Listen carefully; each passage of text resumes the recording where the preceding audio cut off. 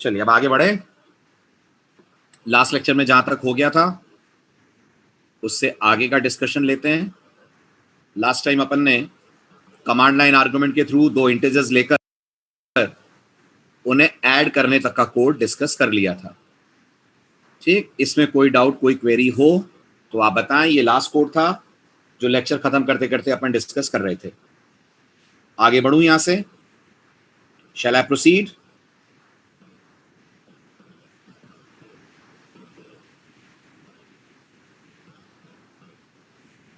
Right, अब इस particular code के बारे में एक इंपॉर्टेंट बात।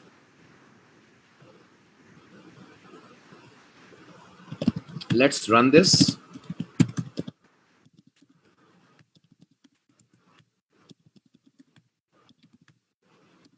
अगर मैंने इस कोड को एग्जीक्यूट करा and I said Java edition 1020 तो हमें पता है इसका आउटपुट आएगा फर्स्ट नंबर 10, सेकंड नंबर 20 और सम आएगा इसका 30। करेक्ट? Addition, sorry, right. चले आगे। आप सपोज करिए मैंने इसको रन करते वक्त इनपुट में पास कर दिया 10A और 20B। ओके, यानी मैंने जो पास करा उसमें इंटीजर के साथ कुछ नॉन न्यूमेरिक डेटा भी पास कर दिया, जैसे अल्फाबेट पास कर दिए A और B। अगर ऐसा हुआ तो आपका प्रोग्राम जनरेट कर देगा एक्सेप्शन। राइट, एक एक्सेप्शन आपने लास्ट लेक्चर में पढ़ी थी, आपने देखा था उस एक्सेप्शन का नाम क्या था? लास्ट लेक्चर में जो एक्सेप्शन आ रही थी उसका नाम क्या था, देखा था आपने? उसका नाम था array index out of bounds exception. जो लास्ट लेक्चर में एक्सेप्शन आ रही थी वो कब आ रही थी? याद कीजिए, लास्ट लेक्चर में हम क्या कर रहे थे कि ये एक्सेप्शन आ रही थी, array index out of bounds exception. Everyone please answer.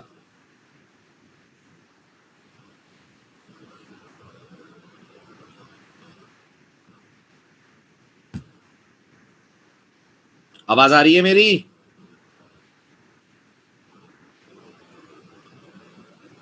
Last lecture में आप डेटा कम पास कर रहे थे, इंडेक्स ज्यादा एक्सेस कर रहे थे, तो प्रोग्राम जनरेट कर रहा था array index out of bounds exception. जैसे इसी कोड में आप बताइए, अगर मैं कुछ भी ना पास करूं, अगर मैं कुछ भी ना पास करूं तो ARGS 0 पे एक्सेप्शन आएगी? हाँ कि ना? आएगी ना? देखिए ध्यान से कौन सी एक्सेप्शन है वो। ये आपके लास्ट लेक्चर वाली एक्सेप्शन थी। अब आपको एक्सेप्शंस के नाम समझने भी पड़ेंगे, याद भी रखने पड़ेंगे, क्योंकि जावा में जब एक्सेप्शन हैंडलिंग चैप्टर आएगा तो ये नाम आपके बहुत काम आएंगे। जावा में जब एक्सेप्शन हैंडलिंग चैप्टर आएगा तो ये नाम आपके बहुत काम आएंगे, इसलिए ये नाम आपको याद भी रखने और समझने भी है। तो समझिए जावा आपको क्या कन्वे कर रही है कि आप एरे की इंडेक्स से बाहर जाकर डेटा एक्सेस कर रहे हैं, इसलिए जावा जनरेट कर रही है array index out of bounds exception. समझ आई मेरी बात?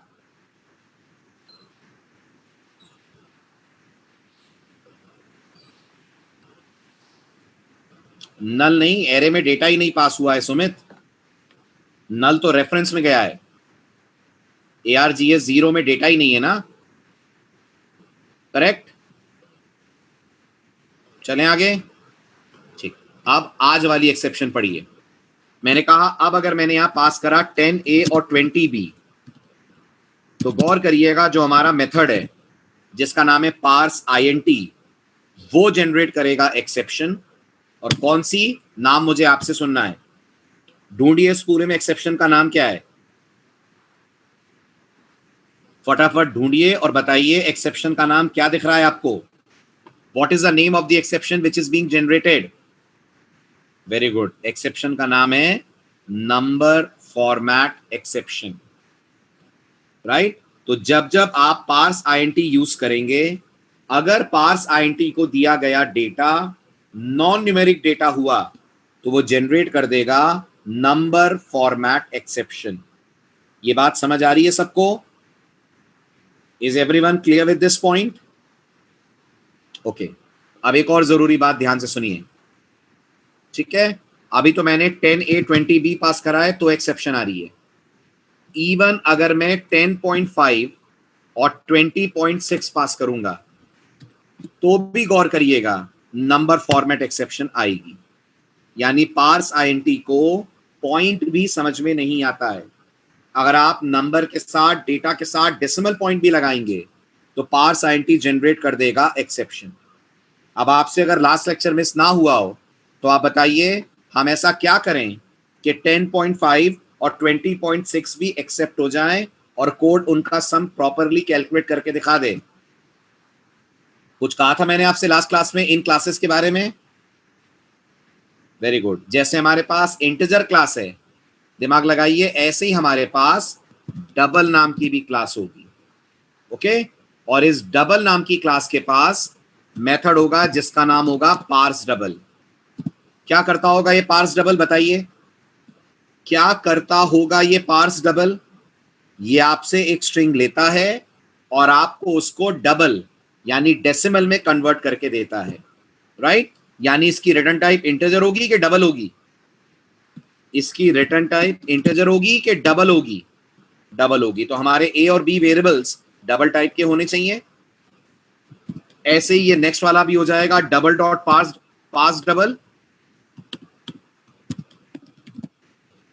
ठीक, अब अगर आप इस कोड को सेव करके कंपाइल और रन करें तो दिक्कत सॉल्व हो जानी चाहिए।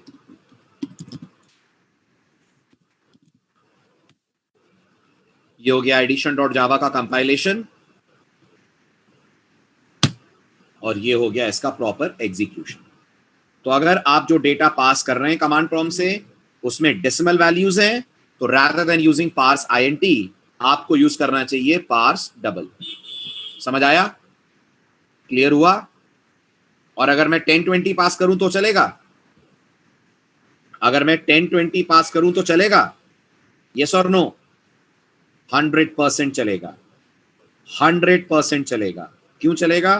क्योंकि ये 10 को बना देगा 10.0, 20 को बना देगा 20.0, सम दिखा देगा 30.0। क्लियर? तो पार्स आईएनटी डेसिमल वैल्यूज को नहीं ले सकता, लेकिन parse double decimal non decimal दोनों वैल्यूज को ले सकता है। तो पार्स डबल कभी एक्सेप्शन नहीं देगा, ऐसा मान लें। पार्स डबल कभी एक्सेप्शन नहीं देगा? देगा, बिल्कुल देगा। ये भी देगा अगर आपने इसको पास करा 10A और 20B। सेम एक्सेप्शन आ रही है अगर आप ध्यान से देख पा रहे हो, that is number format exception आ रही है।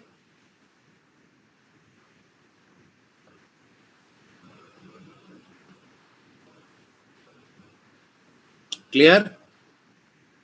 चलिए, तो अब जरा डिटेल में बात कर लेते हैं उन क्लासेस के बारे में जो क्लासेस आपको इस वक्त मिल रही हैं जिन्हें आप इंटीजर डबल के नाम से यूज कर रहे हैं।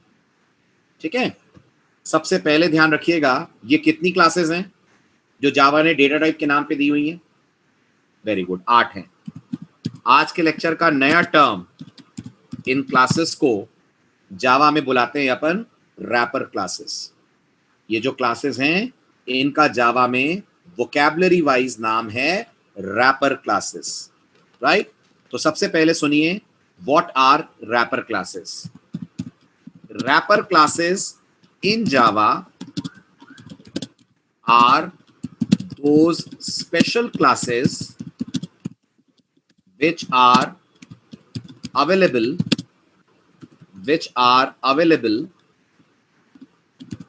in the package java.lang, and they have their names similar to, किससे मिलते हैं इनके नाम? दूसरी क्लासेस से, ऐसा?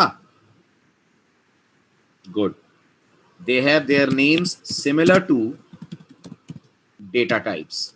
कौन सी data types? Primitive data types. They have their names similar to primitive data types, right? For example, corresponding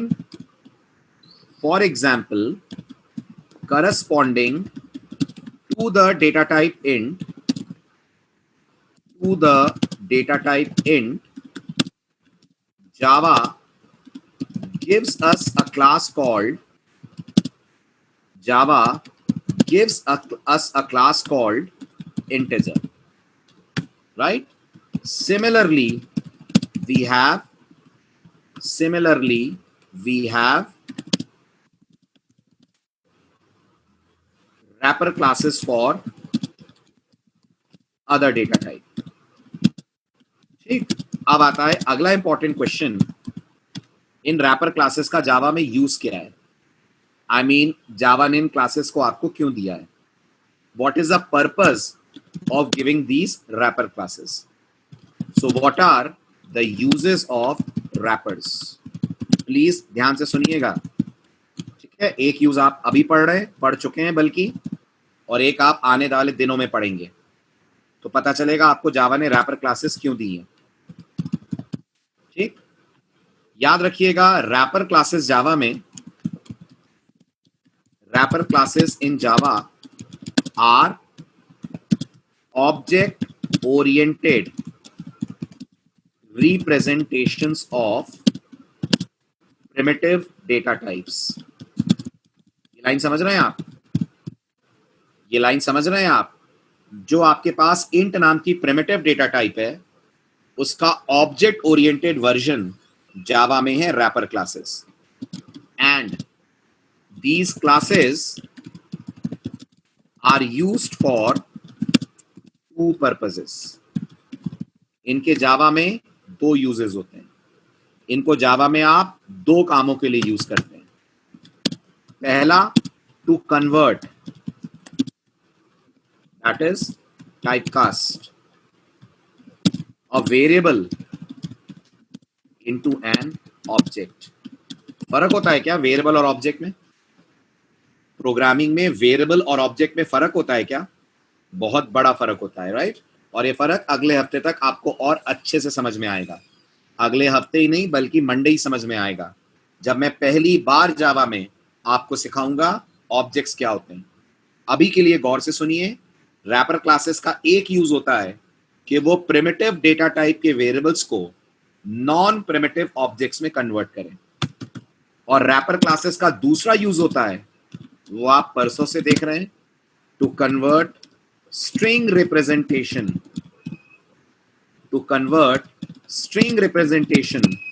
of a value to its primitive form, अब दोनों को डिटेल में सुनिएगा। पहला यूज है रैपर का, जैसा मैंने कहा, to convert, we are using wrapper to convert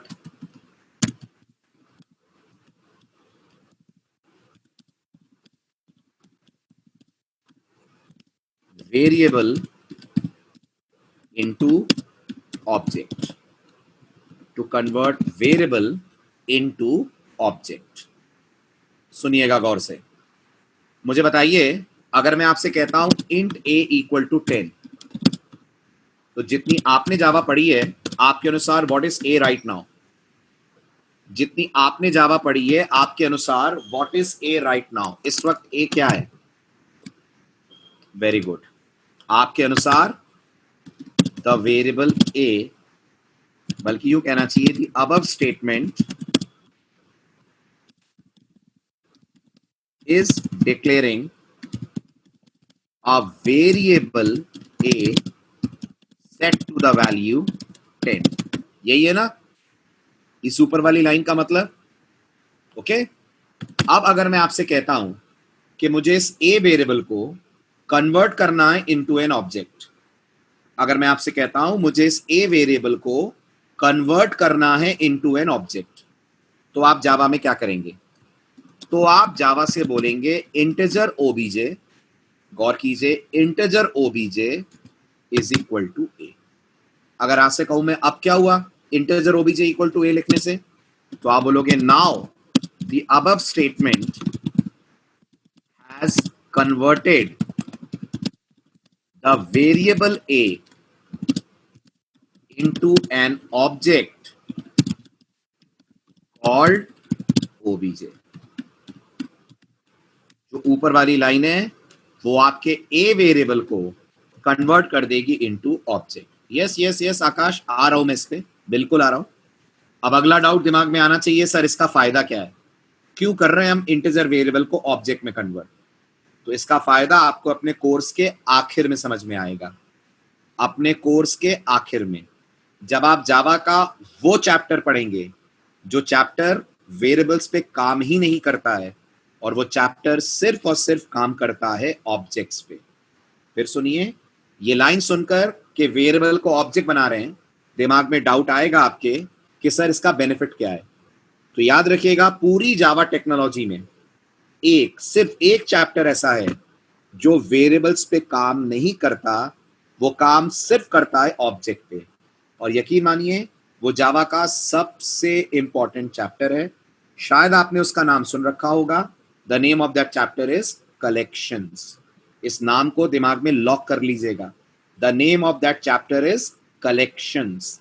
जिस दिन कलेक्शन नाम का चैप्टर मैं आपको पढ़ाऊंगा, उस दिन हमारे पूरे डिस्कशन में वेरिएबल्स को कोई जगह नहीं मिलेगी, और वेरिएबल्स की जगह हमें यूज करने पड़ेंगे ऑब्जेक्ट्स। अगर आपको लग रहा है सर कलेक्शंस में इतना इंपॉर्टेंट क्या है, क्या आप कह रहे हैं जावा का बहुत इंपॉर्टेंट चैप्टर है, तो क्या आपने डेटा स्ट्रक्चर्स पढ़ा है? डेटा स्ट्रक्चर सब्जेक्ट का नाम सुना है आपने? स्टैक, क्यू, लिंक लिस्ट, ये सब नाम सुने? सॉर्टिंग, सर्चिंग, ये सब नाम सुना है? तो कलेक्शंस में आप जावा के इन्हीं डेटा स्ट्रक्चर्स को पढ़ेंगे। अगर नहीं सुना है डेटा स्ट्रक्चर तो परेशान मत होइए, मैं आपको दूसरे एंगल से समझाता हूं। आप लोगों ने सी पढ़ी होगी, सी में एरे होता है, बताइए, सी में एरे होता है? गुड। एरे के अंदर हम मल्टीपल वैल्यूज रख पाते हैं? एरे के अंदर हम मल्टीपल वैल्यूज रख पाते हैं? रख पाते हैं। अब अगर मैं आपसे कहता हूं मुझे एरे को सॉर्ट करना है, मुझे एरे को सॉर्ट करना है, तो क्या सी की तरफ से कोई फंक्शन है जो एरे सॉर्ट कर दे, या सॉर्टिंग का लॉजिक हमें लिखना पड़ता है? सी की तरफ से कोई फंक्शन है? नहीं है, सॉर्टिंग का लॉजिक हम लिखते हैं। एरे में मुझे सर्चिंग करनी है, तो सर्चिंग का लॉजिक हम लिखते हैं। जब जावा में आप कलेक्शन नाम के चैप्टर पे आएंगे, तो आप देखेंगे जावा ने आपको ये सारे कोड, ये सारे लॉजिक खुद बनाकर दिए हैं। यानी जावा में एरे को सॉर्ट करना एक लाइन का काम है, जावा में एरे पे सर्चिंग करना एक लाइन का काम है। आपको कुछ लॉजिक नहीं लिखना, इन सब के लिए जावा के पास बने बनाए मेथड्स हैं। इस चैप्टर का नाम है जावा में कलेक्शन। अब जावा ये कहती है कि वो एरे सॉर्ट कर देगी, लेकिन वो एरे किसका होना चाहिए? अंदाजा लगाओ, वो एरे किसका होना चाहिए? ऑब्जेक्ट्स का। वो एरे इंट वैल्यूज का नहीं होना चाहिए। तो अगर मैं आपको एक छोटा सा चैलेंज जावा में दूं कि आपको यूजर से 10 नंबर लेने हैं और उन 10 नंबरों को सॉर्ट करना है, तो आप वो 10 नंबर लेकर 10 वेरिएबल में तो रख लेंगे, लेकिन कलेक्शंस उन्हें सॉर्ट नहीं करेगा जब तक उन्हें आप कन्वर्ट ना करें इनटू ऑब्जेक्ट। अभी बहुत डिटेल में मैं नहीं जा रहा हूं, बस आपको ओवरव्यू दे रहा हूं कलेक्शन चैप्टर की इंपॉर्टेंस का। तो जिस काम के लिए आप डबल मेहनत करेंगे, वो काम हाफ एफर्ट्स में आपका करके जावा दे देगी, अगर आपको आता होगा the chapter which is called collection. समझ आई मेरी बात? आकाश, आपका डाउट दूर हुआ? आपका क्वेश्चन था क्या फायदा, फायदा समझ में आया? तो मैं यहां लिख भी रहा हूं, याद रखिएगा, this is very important. This is मतलब वेरिएबल को ऑब्जेक्ट में कन्वर्ट करना बहुत इंपॉर्टेंट हो जाता है when we deal with a chapter or a topic in Java called as collections। जब आप जावा में इस चैप्टर पे डील करेंगे तो बहुत इंपॉर्टेंट हो जाएगा आपके लिए उन वेरिएबल्स को ऑब्जेक्ट्स में कन्वर्ट करना जिन पे कलेक्शंस काम करेंगे। सो डू रिमेंबर, तब तक के लिए इसको पोस्टपोन कर दीजिए कि वेरिएबल का ऑब्जेक्ट में कन्वर्ट करने से क्या बेनिफिट एक चैप्टर आपको समझाएगा जिसका नाम होगा collection, which is a very important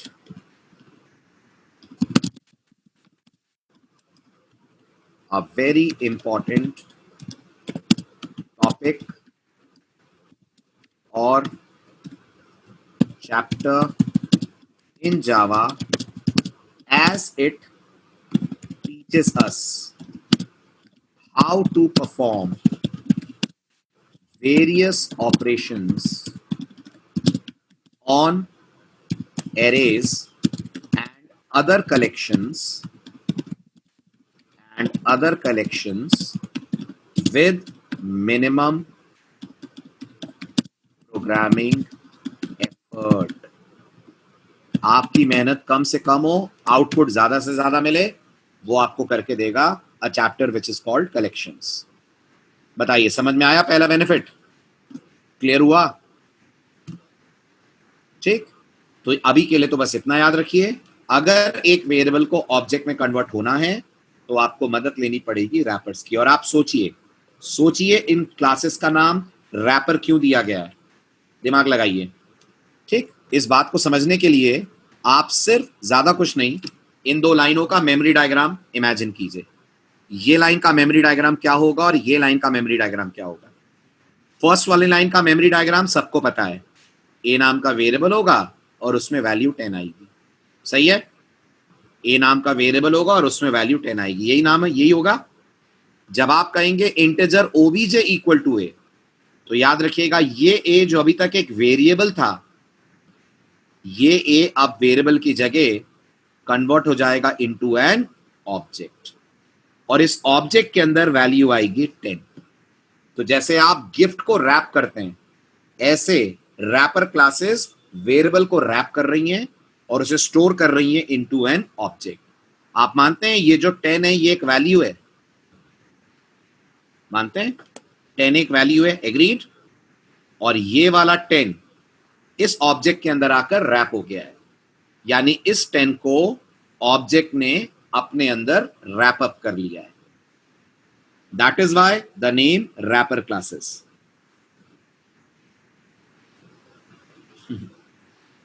Harish, the reason is that the methods which collections have, they work on objects, and technically they automatically convert variables into objects. समझ आ रहा है हरीश? प्रॉब्लम ये है, रैपर्स जिन methods को use करते हैं वो methods variables पे काम नहीं करते ना. How can a variable call a method? बताइए, क्या आप वेरिएबल के साथ डॉट लगा के मेथड कॉल कर सकते हैं? नहीं कर सकते हैं ना. उन्हीं की जगह पे जावा यूज करती है object. Of course Java speed के मामले में कहां कंपीट कर पाती है सीसी प्लस प्लस से. हम स्पीड के लिए कलेक्शंस नहीं पढ़ते हैं हरीश. टू सेट के कलेक्शंस आपके कोड की स्पीड बढ़ा देंगे, वो आपके कोड को एफिशिएंट कर देंगे, आपके प्रोग्रामिंग एफर्ट्स कम कर देंगे. हाँ, स्पीड बढ़ेगी आपके लॉजिक के कंपैरिजन में. आप सीसी प्लस प्लस से कंपेयर करेंगे तो एक कौन कह रहा है कि जावा सीसी प्लस प्लस को स्पीड में बीट कर देती है? Who says this? No one says this. कोई नहीं कहता इस बात को.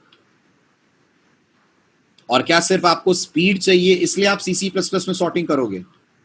सोचिए आप, there are lot many factors जो आपको जावा चूज करने को कहेंगे compared with C and C plus plus, है ना. और वो जो स्पीड आपको मिलेगी वो तो बहुत सारे एक्सटर्नल फैक्टर्स से आप इंप्रूव कर सकते हैं. लॉजिक अपने एफर्ट्स आप कम कैसे करेंगे अगर आप कलेक्शंस यूज नहीं करेंगे तो? राइट. चलिए, तो ये तो हुई पहली जरूरी बात. अब आइए, दूसरा काम जो रैपर्स करते हैं वो आप परसों से पढ़ रहे हैं, और वो काम है converting string representation of a primitive value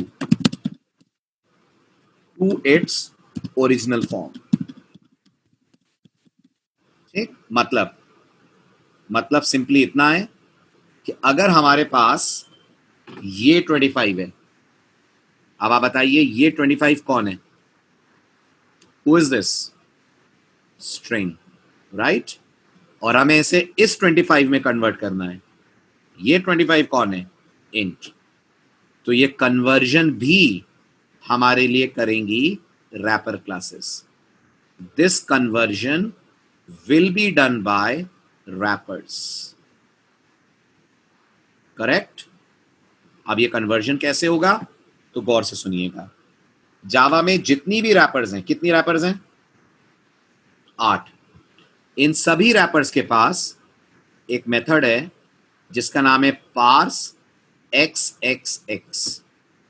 ये जो XXX आप देख रहे हैं ये रिप्लेस हो जाएगा डेटा टाइप के नाम से। तो दिमाग लगाइए, एक मेथड होगा पार्स INT, एक मेथड होगा पार्स डबल, एक मेथड होगा पार्स बूलियन। ऐसे हर रैपर के पास आप गौर करेंगे एक पार्स नाम का मेथड है। इन सब पार्स मेथड्स में कॉमन बात क्या है बताओ? इन सब का आर्ग्यूमेंट स्ट्रिंग है। ये सब आपसे स्ट्रिंग लेते हैं और ये कन्वर्ट किस में करते हैं? पार्स INT उसे इंट में करता है, पार्स डबल उसे डबल में करता है, पार्स बूलियन उसे बूलियन में करता है। ये वाला किसका मेथड है? ये बिलोंग करता है to the wrapper class integer, ये बिलोंग करता है to the wrapper class double, ये बिलोंग करता है to the wrapper class boolean. और ऐसे हर रैपर के पास सिर्फ एक को छोड़ के हर रैपर के पास पार्स नाम का मेथड अवेलेबल है। अब वो एक कौन है जिसके पास नहीं है? वो अभी आपको लिस्ट में दिखाता हूं। समझ आया आपको पार्स मेथड की वर्किंग? ठीक है, ये है रैपर्स की कंप्लीट लिस्ट। रैपर्स और उनके मेथड्स की कंप्लीट लिस्ट है ये, ध्यान दीजिए। Corresponding to 8 primitive data types we have 8 wrapper classes. बस छोटी सी प्रॉब्लम है कि रैपर क्लास कैरेक्टर तो है, बट रैपर क्लास कैरेक्टर के पास कोई पार्स कैरेक्टर नाम का मेथड नहीं है। तो इसका मतलब ये अभी भी जावा में एक अनसॉल्व मिस्ट्री है हमारे लिए, राइट? जावा के लिए नहीं, हमारे लिए अभी भी अनसॉल्व मिस्ट्री है कि कैरेक्टर कैसे हैंडल होगा। वो समझ में आएगा आपको नेक्स्ट वीक। अभी के लिए याद रखिए, अदर देन कैरेक्टर आप सबकी पार्सिंग कर सकते हैं। Parse int is there, parse short is there, byte, long, float, double and parse boolean is there. Okay, तो रैपर कितनी है? अरे हरीश, फर्स्ट यूज नहीं होगा क्या कैरेक्टर का?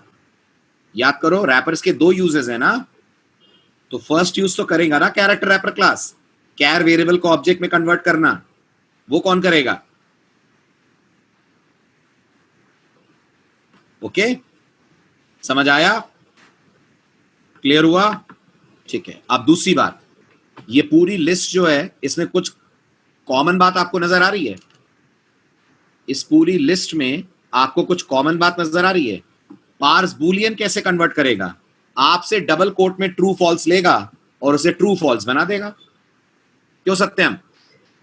आप इसे ये वाला ट्रू देंगे और ये आपको ये वाला ट्रू देगा, ऐसे करेगा, राइट? ये वाला ट्रू कैसा है?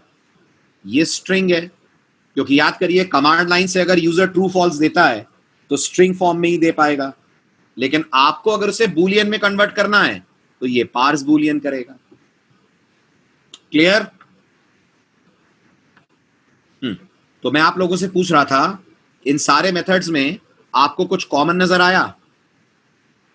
आप नोटिस करिए हर मेथड के इनिशियल लेटर्स स्मॉल हैं और अगले वर्ड का पहला लेटर कैपिटल है। ये नोटिस में आ रही है बात आपको?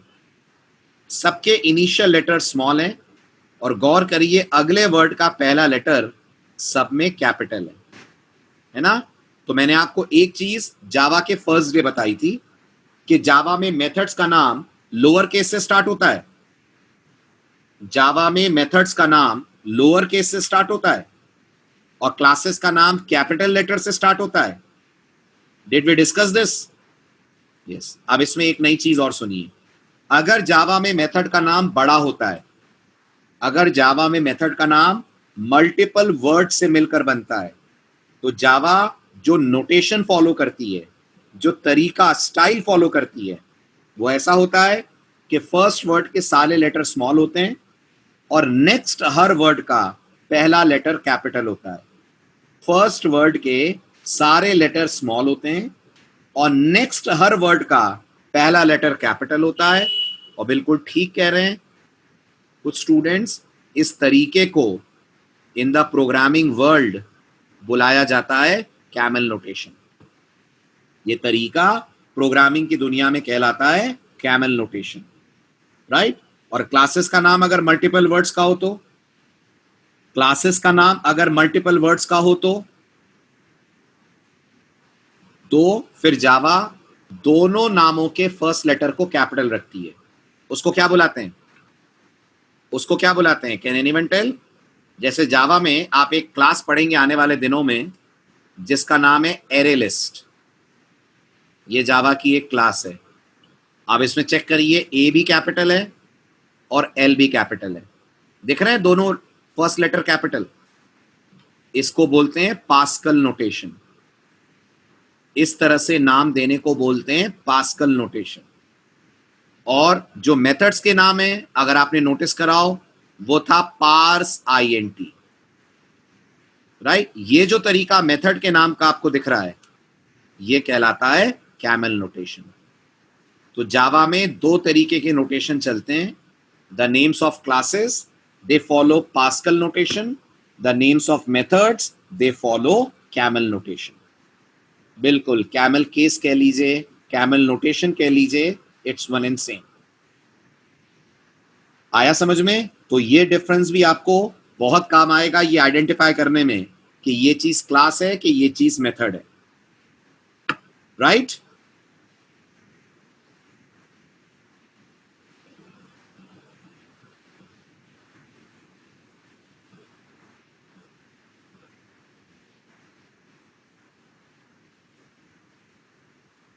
समझ आ गया? Everyone is clear with this?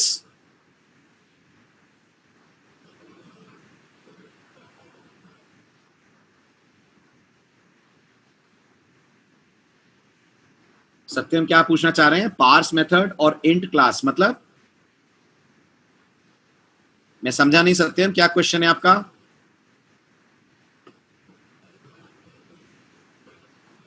इससे रिलेटेड कुछ क्वेश्चन है क्या, इस चार्ट से रिलेटेड?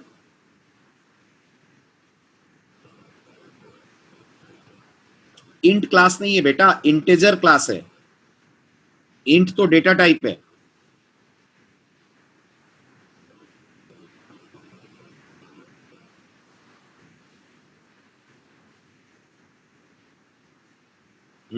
इंट को नहीं, इंटीजर को। इंट को डेटा टाइप बोलेंगे। फिर कंफ्यूज हो रहे हो आप। Int is different, integer is different. बताया था मैंने लास्ट लेक्चर में, बताया था ना। इंट इज डेटा टाइप, ये डेटा टाइप है, ठीक है। और ये क्लास है, इंटीजर इज क्लास, करेक्ट। और ये कौन है? इंट, आई कैपिटल। ये कौन है? ये कोई नहीं है। ये कहां से मेथड हो गया आकाश? इंट नाम का कोई मेथड है कि पार्स इंट है? फिर पार्स इंट नाम है ना मेथड का, खाली इंट थोड़ी है। ये मेथड है, वो खाली आईएनटी कुछ नहीं है जिसमें आई कैपिटल कर रहे हैं आप, वो दे देगा एरर। राइट, चले आगे।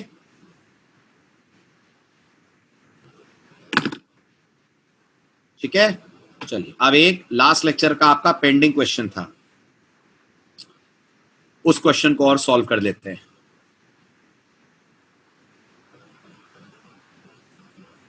ये हमारा लास्ट लेक्चर वाला कोड, ओके। इस कोड को अगर मैं रन करता हूं,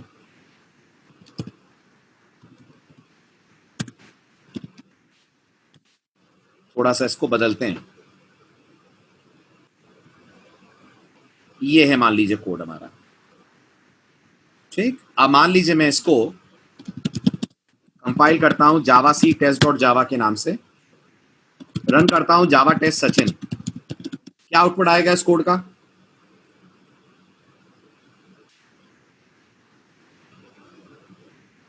जल्दी बोलिए फटाफट। आउटपुट आएगा हेलो सचिन बाय।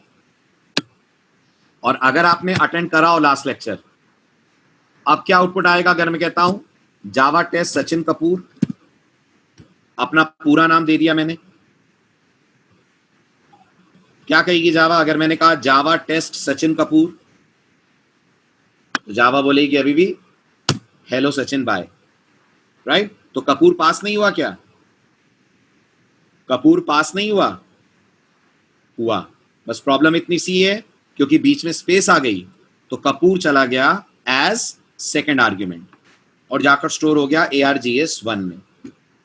ओके, अब अगर मैं चाहता हूं ये पूरा सचिन कपूर ARGS0 में ही जाए, अगर मैं चाहता हूं ये पूरा सचिन कपूर ARGS0 में ही जाए, तो मुझे इस पूरे को पास करना होगा डबल कोट्स में। मुझे नहीं, स्पेस देनी है, मुझे स्पेस देनी है जुनैद।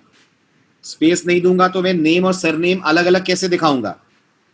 स्पेस चाहिए मुझे सचिन कपूर के बीच में, but I still want space के बावजूद सचिन कपूर पूरा ARGS0 में जाए, तो आप इसे डबल कोट्स में ले लीजिए।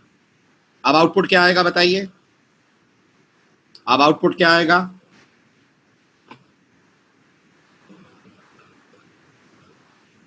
Very good. और ये पूरा सचिन कपूर, गौर करिएगा, ये पूरी स्ट्रिंग जाकर स्टोर हो जाएगी ARGS0 के अंदर। ये अगर हम मान लें ARGS है, ये इसका 0 इंडेक्स है, तो इसमें पूरी स्ट्रिंग स्टोर हो जाएगी सचिन कपूर। गौर करिएगा, विद स्पेस, स्पेस के सहित। अभी नेटबीन्स तक पहुंचे नहीं है सुमित, नेटबीन्स में पहुंचेंगे तो जरूर बताऊंगा, ठीक है? नेटबीन्स उसको चलाने के लिए आपको अपने प्रोजेक्ट को रन करना पड़ता है एज मेन प्रोजेक्ट, फिर चलता है वो, ठीक? अब जैसे ही आपने कहा Java test Sachin space Kapoor, enter, आपको मिल जाएगा पूरा वर्ड सचिन कपूर, ठीक? आया समझ में? आप यही पूछ रहे थे पूरे लाइन को कैसे पास करेंगे, तो आंसर है just enclose your line in a pair of double quotes. ऐसे करते ही पूरा डेटा चला जाएगा ARGS0 में।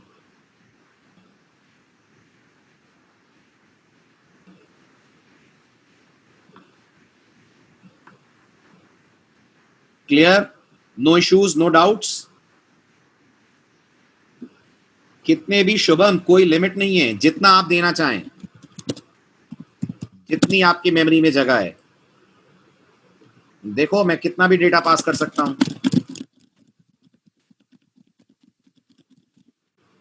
ये देखो पूरा प्रिंट हो गया, हैव अ लुक, आ रहा है?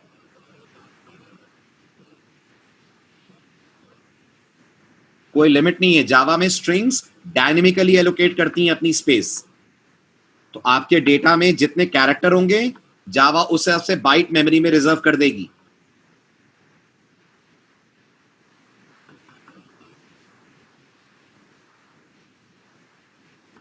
Got it? क्लियर?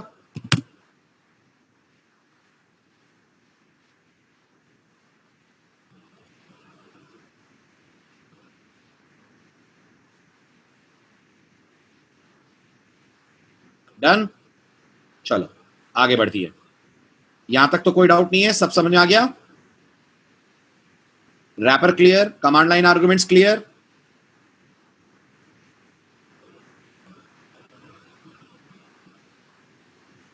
गुड। अब आपने आज से 2 दिन पहले जब मैथ क्लास पढ़ी थी तब ये प्रोग्राम बनाया था। इसमें कमांड लाइन से कुछ हेल्प हो सकती है?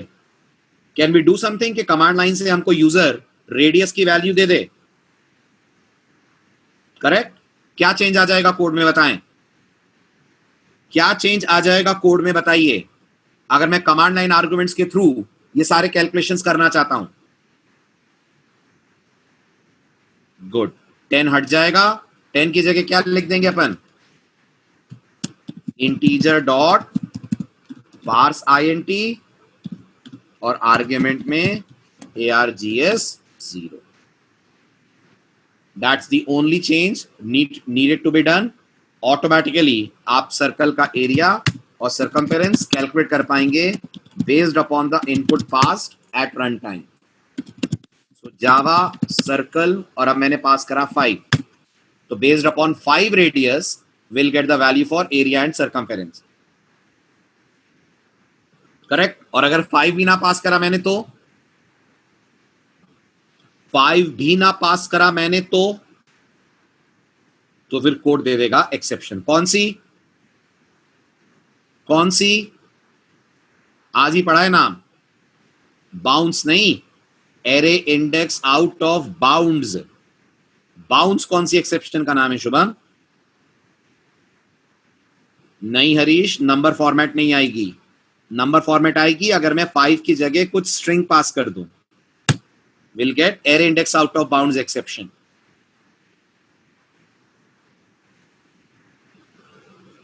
करेक्ट. समझ में आ गई मेरी बात?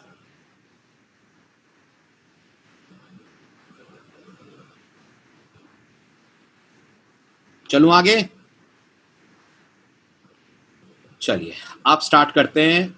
Very important chapter. आज इसका मैं आपको फर्स्ट पार्ट करा रहा हूं. अगले लेक्चर में मैं आपको कराऊंगा इसका सेकंड पार्ट. अब मुझे आपको सुनिएगा ध्यान से मेरी एक एक बात. अब मुझे आपको थोड़ा सा स्ट्रिंग क्लास पढ़ानी है. स्ट्रिंग क्लास के बारे में कुछ बताना है. खास तौर पे स्ट्रिंग क्लास के मेथड्स यूज करना मुझे आपको सिखाना है. प्रॉब्लम यह है जावा में जो स्ट्रिंग क्लास है उसके मैक्सिमम मेथड्स नॉन स्टैटिक हैं. जावा में जो स्ट्रिंग क्लास है उसके मैक्सिमम मेथड्स नॉन स्टैटिक हैं. राइट. तो गेस करिए अगर स्ट्रिंग के मेथड नॉन स्टैटिक हैं तो हमें क्या करना पड़ेगा उन्हें कॉल करने से पहले? शाबाश. हमें स्ट्रिंग का बनाना पड़ेगा ऑब्जेक्ट. क्योंकि एक कोइंसिडेंट ही है, आज तक हमने मैथ पढ़ी, मैथ के मेथड स्टैटिक थे. इंटीजर रैपर क्लास पढ़ी, उसका पार्स एंटी स्टैटिक था. डबल का पार्स डबल स्टैटिक था. लेकिन अब ये इत्तेफाक काम नहीं आएगा. अब स्ट्रिंग के पास जितने मेथड्स हम पढ़ने जा रहे हैं वो सारे के सारे नॉन स्टैटिक हैं. तो अब आज हमें पहली बार ये सीखना पड़ेगा how do we create objects in Java. याद रखिए मैं ऑब्जेक्ट ओरिएंटेड प्रोग्रामिंग स्टार्ट नहीं कर रहा हूं, वो स्टार्ट करूंगा मैं एक वीक बाद. अभी मैं आपको सिर्फ हिंट दे रहा हूं कि जावा में ऑब्जेक्ट कैसे बनाते हैं, जावा में ऑब्जेक्ट बनाने का सिंटेक्स क्या होता है. क्योंकि हमें मंडे इसी सिंटेक्स को फॉलो करके स्ट्रिंग क्लास के बनाने हैं ऑब्जेक्ट. समझ में आया क्या पढ़ने जा रहे हैं अपन? समझ में आया? राइट. तो हमारा जो मेन टाइटल है आज वो है how to use string class, how to use string class methods. बल्कि मेन टाइटल तो हमारा ये है. बट दिक्कत क्या है? Maximum methods of string class in Java are non static. And since they are non-static, we have to learn how do we create objects in Java. और जावा में ऑब्जेक्ट का बनाना C++ में ऑब्जेक्ट के बनने से बिल्कुल डिफरेंट होता है. अगर सेम होता तो मैं आपको नहीं पढ़ाता अलग से. तो सुनिए ध्यान से, लास्ट के 15 मिनट वेरी वेरी क्रूशियल. सुनिएगा. इन जावा string is a very useful predefined class and it contains a huge collection of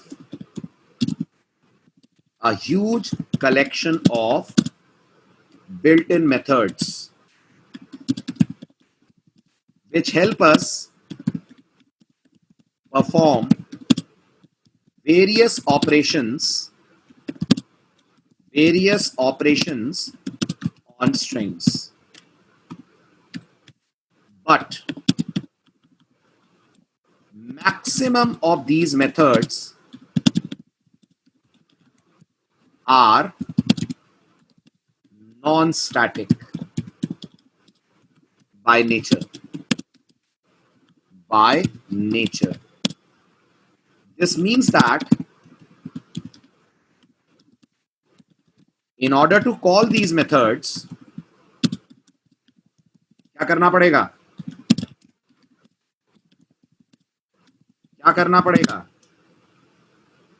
Very good.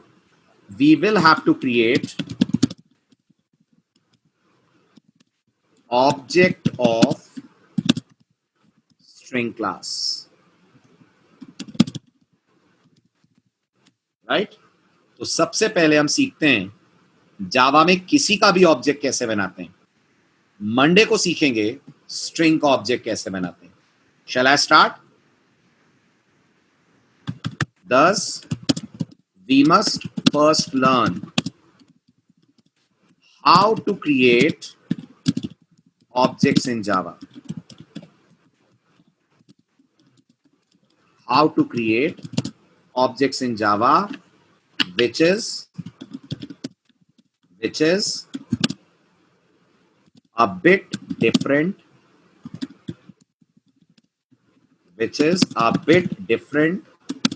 than creating objects in Python और C++, राइट। अगर किसी को पाइथन आती है तो जावा में ऑब्जेक्ट क्रिएशन पाइथन से भी डिफरेंट है और C++ से तो डिफरेंट है ही। ठीक है, मैं C++ से कंपेयर करके पढ़ा रहा हूं। स्टार्ट करें। ठीक, अब आप मुझे बताइए, now we are learning creating objects.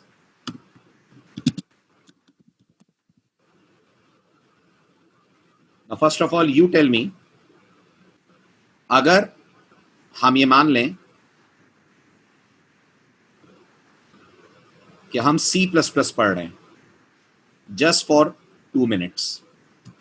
Let's imagine we are learning C++ language and we have a class called student, and this student class, पढ़ा है ना आपने C++ में क्लास बनाने का तरीका?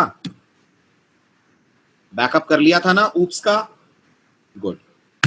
We have a class called student जिसके अंदर एक इंटीजर रोल है, एक कैरेक्टर ग्रेड है और एक फ्लोट परसेंटेज है, और बाकी क्या है उससे कोई मतलब नहीं है। बाकी फिर मान लीजिए क्लास में और क्या होता है डेटा के अलावा? क्लास में क्या होता है डेटा के अलावा? और वेरी गुड, डेटा के अलावा कुछ मेथड्स होते हैं जिसे आप बुलाते हैं मेंबर फंक्शंस। ठीक है, ये आपकी क्लास के अंदर है और ये आपने C++ में क्लास बनाई है। नाउ टेल मी, अगर मुझे इस क्लास को यूज करना है तो मैं C++ में जब मेन लिखूंगा, C++ में इंट मेन ही लिखते हैं ना, C++ में इंट मेन ही लिखते हैं ना, C++ में आप ये स्टूडेंट क्लास का ऑब्जेक्ट बनाएंगे। लिखिए जरा चैट विंडो में। वेरी गुड, C++ में आप लिखेंगे स्टूडेंट S और फिर जो आपको कोड लिखना है वो कोड आप लिखेंगे, है ना? ऐसे ही करेंगे C++ में। लास्ट में आएगा आपका रिटर्न 0। अब आप मुझे बताइए खूब अच्छे से, ये लाइन जब रन होगी तो C++ आपके कंप्यूटर की मेमोरी में क्या क्या करेगी बताइए। इफ आई एज्यूम ये हमारे सिस्टम की रैम है तो वो स्टूडेंट S वाली लाइन से रैम पे क्या क्या होगा? गुड, C++ सबसे पहले इन तीनों डेटा मेंबर की साइज को ऐड करेगी, राइट? एक इंटीजर कितने बाइट का? C++ में इंटीजर कितने बाइट का? अगर टर्बो ले लें तो 2 बाइट, नॉन टर्बो ले लें तो 4 बाइट, तो अपन 2 बाइट मानते हैं। 2 बाइट का इंटीजर, राइट, 1 बाइट का कैरेक्टर और 4 बाइट का फ्लोट। कितनी बाइट हुई? 7 बाइट। तो C++ का कंपाइलर मेमोरी में 7 बाइट का क्रिएट करेगा एक ऑब्जेक्ट। ये जो रेक्टेंगल आपको दिख रहा है ये ऑब्जेक्ट है। ये जो रेक्टेंगल आपको दिख रहा है ये ऑब्जेक्ट है। यस, इस ऑब्जेक्ट के होंगे 3 पार्टीशंस, करेक्ट? एक पार्टीशन का नाम होगा रोल, एक का नाम होगा ग्रेड, एक का नाम होगा परसेंटेज। वैल्यू सब में गार्बेज होगी, क्या कहते हैं? वैल्यू सभी में गार्बेज होगी। गुड, और इस पर्टिकुलर ऑब्जेक्ट का नाम S होगा। इस पर्टिकुलर ऑब्जेक्ट का नाम S होगा और इसका खुद का कोई एड्रेस होगा, राइट? फिर इसके बाद और बहुत कुछ होगा अगर आपने C++ अच्छे से पढ़ी हो। ऑब्जेक्ट बनेगा तो फिर डिफॉल्ट कंस्ट्रक्टर कॉल होगा, वो कुछ ऑपरेशंस करेगा, वो लंबी बात है, उसको छोड़ दीजिए। सिर्फ इस लाइन का क्या इफेक्ट होगा वो समझ में आया आपको? ये लाइन का ये मेमोरी डायग्राम बनेगा। ओके, अब एक बार फिर मुझे बताइए, ये जो रेक्टेंगल आपको दिख रहा है जिसे मैं दोबारा शेड कर रहा हूं, ये ऑब्जेक्ट है ना? ऑब्जेक्ट है ना ये? गुड।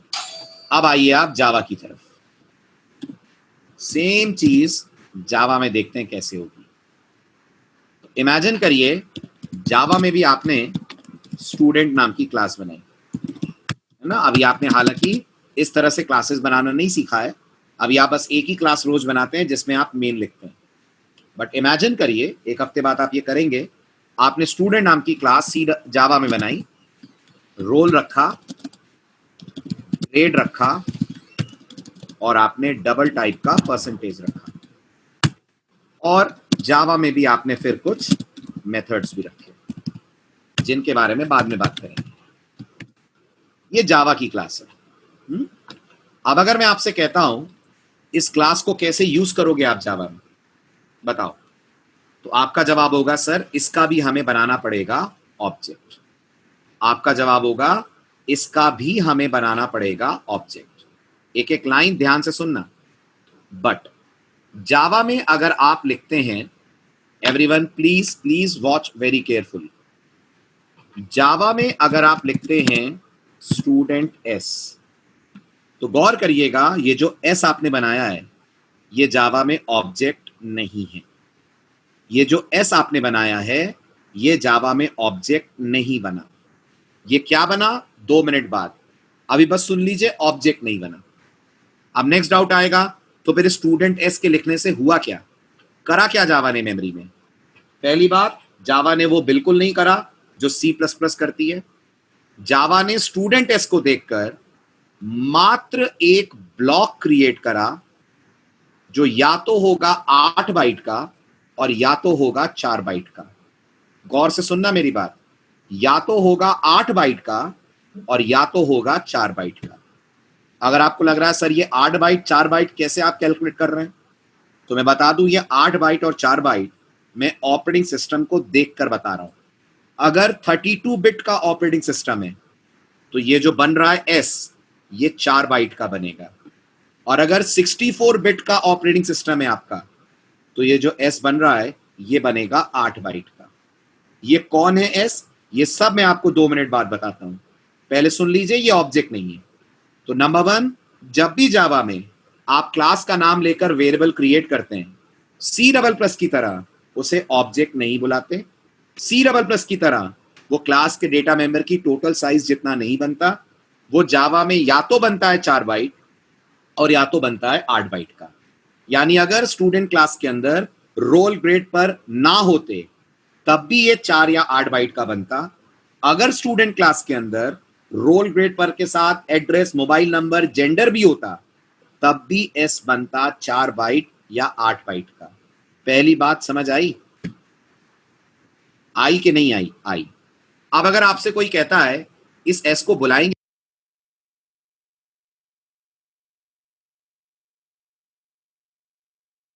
इसे ऑब्जेक्ट नहीं बुलाएंगे तो इसे क्या बुलाएंगे? तो जावा में इसे हम बुलाएंगे ऑब्जेक्ट रेफरेंस। जावा में इसे ऑब्जेक्ट नहीं बुलाएंगे, जावा में इसे बुलाएंगे हम ऑब्जेक्ट रेफरेंस। ठीक? अब दिमाग में सवाल आएगा सर ये ऑब्जेक्ट रेफरेंस क्या है? वो अभी समझ में आएगा, पहले आप अगला स्टेटमेंट देखिए। अब अगला स्टेप आता है, ऑब्जेक्ट तो बना नहीं, तो जावा में ऑब्जेक्ट कैसे बनता है? तो याद रखिएगा जावा में ऑब्जेक्ट हमेशा हमेशा एक कीवर्ड से बनता है जिस कीवर्ड का नाम होता है न्यू। आई रिपीट, जावा में ऑब्जेक्ट हमेशा एक कीवर्ड से बनता है जिस कीवर्ड का नाम होता है न्यू। गौर करिए, जावा में एडवांस लेवल पे पहुंचने के बाद आप और भी तरीके पढ़ेंगे ऑब्जेक्ट बनाने के, बट जिस लेवल पे आप हैं, यू आर अ बिगिनर, तो आपके लिए मैं कहूंगा for beginners in Java there is only one way to create objects and that is using the keyword new. अब सवाल है न्यू कैसे यूज करते हैं? तो आप जावा से बोलेंगे s is equal to new followed by the name of the class, which in our case is student, parenthesis and semicolon. parenthesis and semicolon. Parenthesis क्यों लगा है एक हफ्ते बाद बताऊंगा. अगर सी डबल प्लस अच्छे से पढ़ी हो तो आपके कानों में हिंट डाल देता हूं. वो पैरेंथेसिस कंस्ट्रक्टर कॉलिंग का इशारा दे रहा है. अगर कंस्ट्रक्टर शब्द नहीं सुना है कभी तो परेशान मत होइएगा. आने वाले दिनों में हम पढ़ेंगे कंस्ट्रक्टर्स क्या होते हैं. अभी बस इस सिंटेक्स पे गौर कीजिए कि जावा में जब आप लिखेंगे s equal to new student, automatically Java student class का क्रिएट करेगी ऑब्जेक्ट. ठीक, अब मुझे बताइए ये कौन सा ऑपरेटर है जो s के बाद मैंने लगाया है. एवरीवन प्लीज टेल मी, ये कौन सा ऑपरेटर है जो मैंने s के बाद लगाया है. वेरी गुड, असाइनमेंट ऑपरेटर लगाया है. असाइनमेंट सॉल्व किस ऑर्डर में होता है. असाइनमेंट सॉल्व किस ऑर्डर में होता है, लेफ्ट टू राइट के right to left. Right to left. तो गौर करिए जावा सबसे पहले पढ़ेगी आपका स्टेटमेंट न्यू स्टूडेंट. सबसे पहले जावा इसे पढ़ेगी. क्या करेगी जावा इसे पढ़कर, ध्यान से सुनिएगा. जावा आपके कंप्यूटर के उस मेमोरी एरिया में जाएगी जिस एरिया का नाम होता है हीप एरिया. अगर आपको लग रहा है सर ये क्या होता है, मेमोरी का वो एरिया होता है जहां जावा में ऑब्जेक्ट्स रहते हैं और ऑब्जेक्ट्स जावा में हमेशा हीप एरिया में रहते हैं. अगर आपको लग रहा है क्यों, तो उसका जवाब है जो चीजें लैंग्वेजेस डायनेमिकली बनाती हैं, रन टाइम पे बनाती हैं, वो चीजें हमेशा हीप एरिया में बनती हैं. अगर आपने सी लैंग्वेज में malloc फंक्शन पढ़ा है, राइट, तो malloc भी आपके लिए जो मेमोरी क्रिएट करता है वो हीप एरिया के अंदर क्रिएट करता है. अभी नहीं पढ़ा है तो कोई बात नहीं, आप अभी ध्यान से सुनो. जावा में ऑब्जेक्ट्स मेमोरी के स्पेशल एरिया में रहते हैं and that special area is called as heap area of your RAM. तो जैसे ही न्यू स्टूडेंट वाला स्टेटमेंट चलेगा, जावा सबसे पहले आपके हीप एरिया में जाएगी. क्या करेगी वहां, स्टूडेंट क्लास का क्रिएट करेगी ऑब्जेक्ट. और अब जावा पहली बार गणित लगाएगी, मैथ्स लगाएगी ऑब्जेक्ट की साइज निकालने की. बताइए जावा में इंटीजर कितने बाइट के, 4 बाइट के. जावा में कैरेक्टर कितने बाइट का, 2 बाइट का. जावा में डबल कितने बाइट का, 8 बाइट का. कितनी हो गई टोटल साइज, 14 बाइट. तो जावा मेमोरी में 14 बाइट्स का क्रिएट करेगी एक ऑब्जेक्ट, राइट. ऑब्जेक्ट के करेगी 3 हिस्से. एक का नाम रोल देगी, एक का नाम ग्रेड देगी, एक का नाम परसेंटेज देगी. ठीक है. अब कोई लेक्चर मिस तो नहीं हुआ है आपका, कोई लेक्चर मिस तो नहीं हुआ है, राइट. तो जब मैंने आपको पहली बार जावा में वेरिएबल्स पढ़ाए थे तो गूगल पे कुछ दिखाया था, फिर हमारा डिस्कशन चला था गूगल सही है कि हम सही हैं. कुछ ऐसी बात हुई थी अपन लोगों के बीच में. यस, बात हुई थी डिफॉल्ट वैल्यूज की, बात हुई थी डिफॉल्ट वैल्यूज की. और तब मैंने आपसे एक बात बोली थी कि जावा में क्लास के अंदर जो डेटा रहता है, जब जावा उस डेटा को मेमोरी देती है तो उसे जरूर डिफॉल्ट वैल्यूज से इनिशियलाइज करती है. कहा था मैंने आपको, ये कहा था मैंने आपसे, जावा में लोकल वेरिएबल्स होते हैं और क्लास लेवल के वेरिएबल्स होते हैं. जो वेरिएबल क्लास लेवल के होते हैं उन्हें जावा 100% इनिशियलाइज करती है, और लोकल को करती है कि नहीं, लोकल को करती है कि नहीं. क्या जावा लोकल वेरिएबल्स को अपनी तरफ से इनिशियलाइज करती है, हरगिज नहीं करती है. लेकिन गौर करिए ये तीनों लोकल वेरिएबल नहीं है. कौन है ये तीनों, मैं बार बार याद दिला रहा हूं आपको, ये तीनों के तीनों नॉर्मल इंग्लिश में कहलाएंगे डेटा मेंबर्स, राइट. ये सी डबल प्लस की अंग्रेजी है, जावा की अंग्रेजी भी सुन लीजिए. जावा में ये कहलाएंगे इंस्टेंस वेरिएबल्स, जावा में ये कहलाएंगे इंस्टेंस वेरिएबल. नहीं सुने, डिफॉल्ट कंस्ट्रक्टर कोई इनिशियलाइजेशन नहीं करता, गलत कॉन्सेप्ट है ये. इनिशियलाइजेशन न्यू करता है, डिफॉल्ट कंस्ट्रक्टर तो अभी तक कॉल ही नहीं हुआ है. तो जावा जैसे न्यू स्टूडेंट देखेगी वो न्यू के कारण मेमोरी क्रिएट करेगी, और जब जावा ऑब्जेक्ट को मेमोरी देती है तब जरूर जावा उसे डिफॉल्ट वैल्यू से इनिशियलाइज करती है. बताइए इंटीजर की डिफॉल्ट वैल्यू कितनी, जल्दी, 0। डबल की डिफॉल्ट वैल्यू कितनी, 0.0, डबल की 0.0, और कैरेक्टर की \0, which is also called as null character. ठीक है, नेक्स्ट काम जो जावा करेगी वो ये, अब जावा इस ऑब्जेक्ट का मेमोरी में अलॉट करेगी एक एड्रेस। मान लीजिए इसका एड्रेस अपने आप में 1000 है, और अब ये 1000 असाइन कर दिया जाएगा आपके इस ऑब्जेक्ट रेफरेंस एस को। यानी ये एस खुद ऑब्जेक्ट नहीं है, बट ये एस ऑब्जेक्ट का होल्ड करेगा मेमोरी एड्रेस। ये एस ऑब्जेक्ट का होल्ड करेगा मेमोरी एड्रेस। तो कुछ याद आ रहा है सी का टॉपिक इस पूरी कहानी को सुनकर? ये ऑब्जेक्ट रेफरेंस बिल्कुल वैसा है जैसा जावा के, जैसा सी में होता है पॉइंटर। यस हरीश, ये एस स्टैक में रहेगा। बिल्कुल, ऑब्जेक्ट रेफरेंसेस स्टैक एरिया में रहते हैं, खुद ऑब्जेक्ट्स हीप एरिया में रहते हैं। तो अगर मैं डायग्राम को और अच्छे से ड्रॉ करूं तो ये एस मेमोरी के उस एरिया में रहेगा जिस एरिया का नाम होगा स्टैक एरिया। राइट, जिन्होंने डेटा स्ट्रक्चर्स नहीं पढ़ा है आप स्टैक हीप देखकर कंफ्यूज मत होइए, जिन्होंने पढ़ा है आप याद रख लीजिएगा, references live inside stack and objects live inside heap area. Right, object reference का एड्रेस नहीं होता सुमित, ऑब्जेक्ट रेफरेंस के अंदर एड्रेस होता है। वो जो 1000 आप देख रहे हैं वो एस का एड्रेस नहीं है, वो एस में एड्रेस है, और जावा आपको ये एड्रेस डायरेक्ट नहीं देखने देगी, नहीं देखने देगी। इसकी जगह आपको जावा इसका एनक्रिप्टेड फॉर्म दिखाएगी, वो मैं आपसे आगे डिस्कस करूंगा क्या होता है वो। डायरेक्ट एड्रेस कभी नहीं देखने देती है जावा। ठीक है, so coming back to our topic, जैसे ही आप लिखेंगे S equal to new student, Java new student के कारण हीप एरिया में स्टूडेंट क्लास का क्रिएट करेगी ऑब्जेक्ट, और उसका एड्रेस असाइन करेगी आपके रेफरेंस को, जिस रेफरेंस का नाम है एस। बिल्कुल बिल्कुल लिख सकते हैं, कोई दिक्कत नहीं, आप इन दोनों लाइनों को मर्ज भी कर सकते हैं। ये लाइन एक लाइन में भी लिखी जा सकती है, which is student S is equal to new student, कोई दिक्कत नहीं है। नो वन सेज कि आप उसे 2 लाइन में लिखें। अब आप मुझे बताइए फटाफट क्या क्या इंपॉर्टेंट डिफरेंसेस नजर आए C++ और जावा में ऑब्जेक्ट के कंटेक्स्ट में, जल्दी बताओ।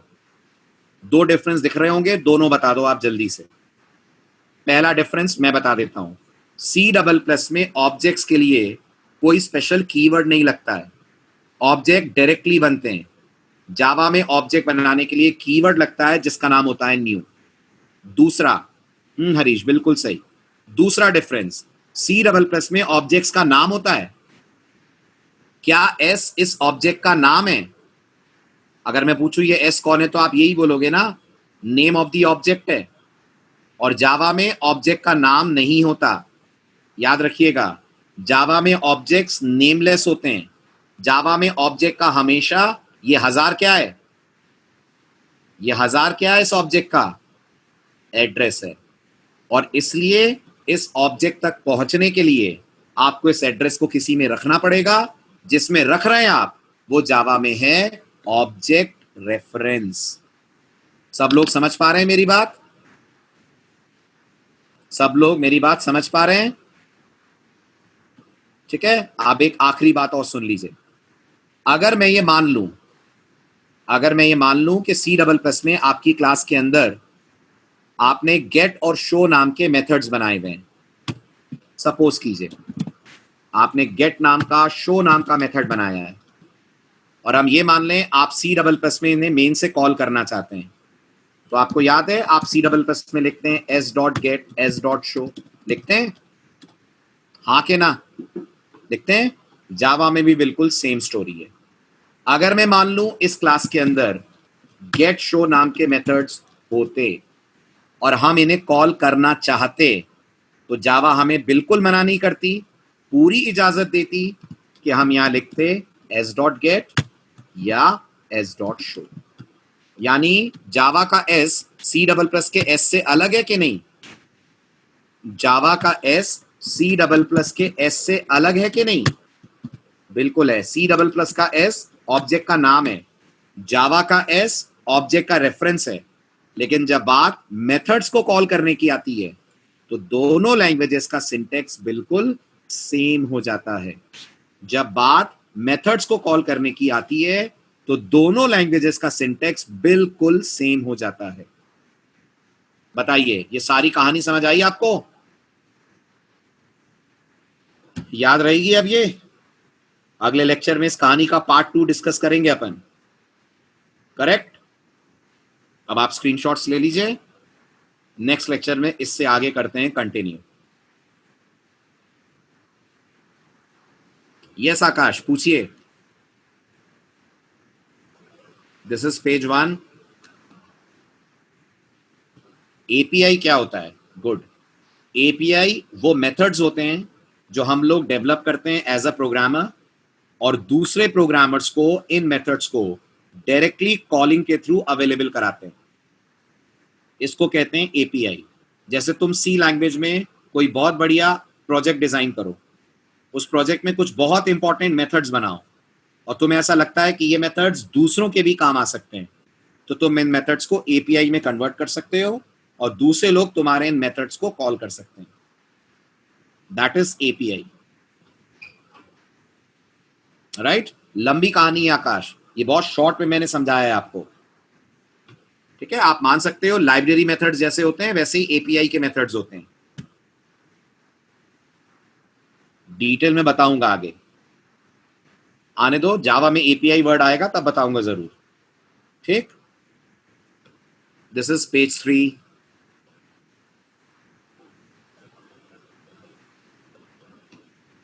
पेज 4,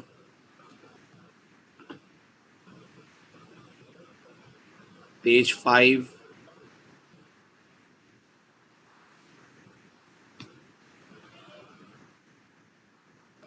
बिल्कुल कर सकते हैं हिमांशु, बिल्कुल कर सकते हैं।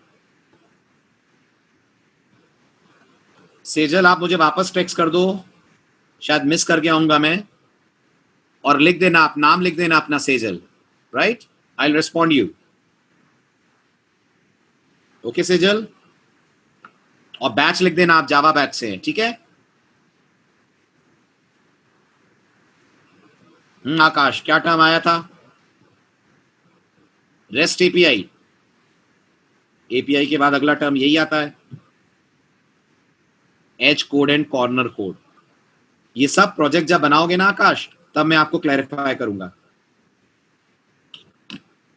हरीश, कलेक्शंस पर्टिकुलर के लिए अगर आपको वैसे जावा में इन डेप्थ करनी है तो जोशुआ ब्लॉक की बुक है, अगर जावा को एक डिफरेंट एंगल से पढ़ना है। और जावा 8 फीचर्स के लिए पढ़ना है तो जावा 8 in action, Java 8 in action मैं लिख दे रहा हूं। एक ही ले लो, आप कंफ्यूज हो जाओगे। आप तो एक ही ले लेना, अगर जावा 8 के फीचर्स पढ़ने हैं तो जावा 8 इन एक्शन। राइट? और अगर आपको जावा की इंटरनल वर्किंग पढ़नी है, अंदर चीजें कैसे काम करती हैं, तो आप इस ऑथर की बुक लीजिएगा, जोशुआ ब्लॉक।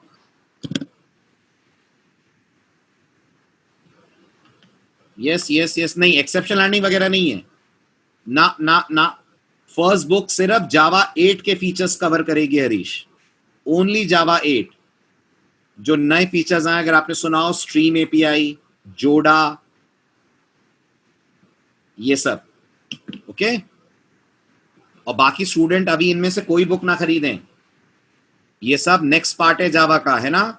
अभी आपको कोई बुक नहीं लेनी है इनमें से। एक शब्द समझ में नहीं आएगा इन बुक्स का। जोशुआ ब्लॉक, हाँ।